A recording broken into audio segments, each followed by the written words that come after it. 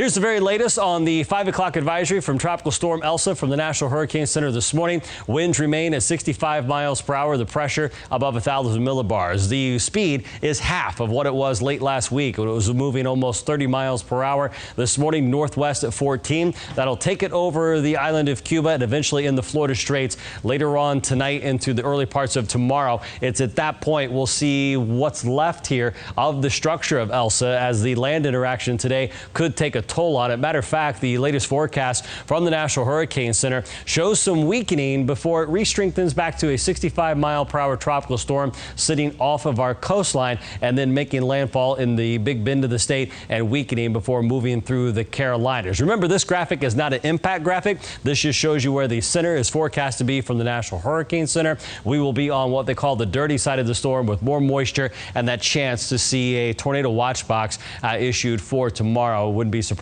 at all if the Storms Prediction Center doesn't do that fairly early tomorrow. Here's a representation of the forecast wind field from the Hurricane Center. We'll stop this at 8 o'clock tomorrow, and you can see just off the coastline of Cape Romano and Marco Island, those tropical storm force winds getting close. By 1 o'clock, the coastal communities from Rotunda all the way down through the 10,000 island area, right there on the edge of the weaker tropical storm force winds, which are indicated there in the yellow, 39 to 57 miles per hour. The good news for Southwest Florida, that strong damaging core of tropical storm force winds will stay off the coastline and parallel us, and that's why we're going to get that surge moving in and that storm surge watch from Bonita Springs north. By Tuesday night after sunset, and especially Wednesday, the storm moves to the north and we begin to dry out and get back to a typical summertime pattern. There's been an update to the watches and warnings this morning with a 5 o'clock advisory from Flamingo all the way north to Inglewood. Southwest Florida is under a tropical storm warning as we expect those winds to arrive now here within the next 36 hours. So by definition, the National Hurricane Center has issued that